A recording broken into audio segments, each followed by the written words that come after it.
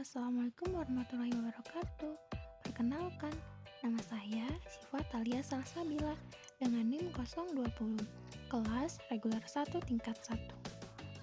Di video ini, saya akan menjelaskan tentang materi pentingnya landasan hukum dalam praktik profesi kebidanan dalam memenuhi tugas etiko-legal dengan dosen pengampu Ibu Ima Wastiani SKM SST MKes.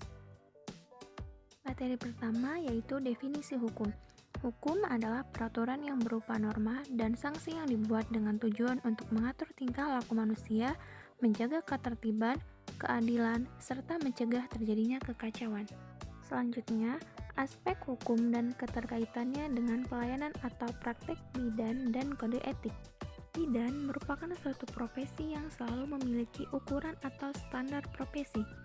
Standar profesi bidan yang terbaru adalah diatur dalam Kepmenkes RI nomor 369/Menkes/SK/Romawi 3/2007 yang berisi mengenai latar belakang kebidanan.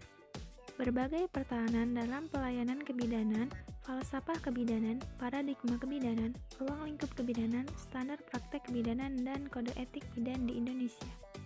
Selanjutnya, ada hak-hak klien dan persetujuannya untuk bertindak. Yang pertama, pasien berhak memperoleh informasi mengenai tata tertib dalam peraturan yang berlaku di rumah sakit atau institusi pelayanan kesehatan.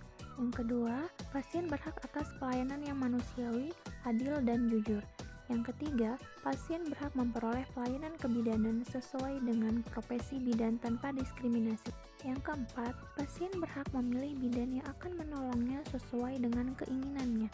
Yang kelima, pasien berhak mendapatkan informasi yang meliputi kehamilan, persalinan, nifas, dan bayinya yaitu baru dilahirkan.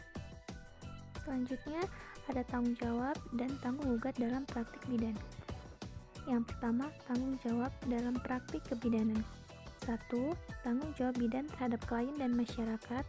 Setiap bidan senantiasa menjunjung tinggi menghayati dan mengamalkan sumpah jabatannya dalam melaksanakan tugas pengabdiannya. 2. Tanggung jawab bidan terhadap tugasnya.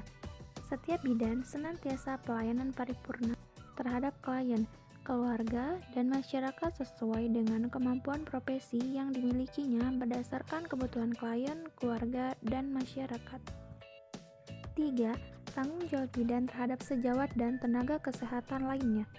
Setiap bidan harus menjalin hubungan dengan teman sejawatnya untuk menciptakan suasana kerja yang serasi. 4. Tanggung jawab bidan terhadap profesinya. Setiap bidan harus menjaga nama baik dan menjunjung tinggi citra profesinya dengan menampilkan kepribadian yang tinggi dan memberikan pelayanan yang bermutu kepada masyarakat. 5. Tanggung jawab bidan terhadap pemerintah. Setiap bidan dalam menjalankan tugasnya senantiasa melaksanakan kegiatan-kegiatan pemerintah dalam bidang kesehatan khususnya dalam KIA atau KB dan kesehatan keluarga dan masyarakat. 2. Tanggung gugat dalam praktik kebidanan. Tanggung gugat terjadi karena beberapa hal. Yang pertama, malefisiensi. Keputusan yang diambil merugikan pasien. Yang kedua, malpraktek atau lalai. Gagal melakukan tugas, tidak melaksanakan tugas sesuai dengan standar, melakukan kegiatan yang mencederai klien cedera karena kegagalan melaksanakan tugas. 3. Malpraktek terjadi karena ceroboh, lupa, atau gagal mengkomunikasikan. Selanjutnya, standar praktik kebidanan. Standar praktik kebidanan terdiri dari 1. Standar 1. Metode asuhan. Asuhan kebidanan dilaksanakan dengan metode manajemen kebidanan dengan langkah pengumpulan data dan analisis data, penentuan diagnosa perencanaan, pelaksanaan, evaluasi, dan dokumentasi. 2. Standar 2. Pengkajian. Pengumpulan data tentang status kesehatan klien dilakukan secara sistematis dan berkesinambungan. 3. Standar 3. Diagnosa kebidanan. Diagnosa kebidanan dirumuskan berdasarkan analisis data yang telah dikumpulkan. 4. Standar 4. Rencana asuhan. Rencana asuhan kebidanan dibuat berdasarkan diagnosa kebidanan. Selanjutnya, standar 5. Tindakan. Tindakan kebidanan dilaksanakan berdasarkan rencana dan perkembangan keadaan klien. Tindakan kebidanan dilanjutkan dengan evaluasi keadaan klien. Yang terakhir, standar 6, partisipasi klien.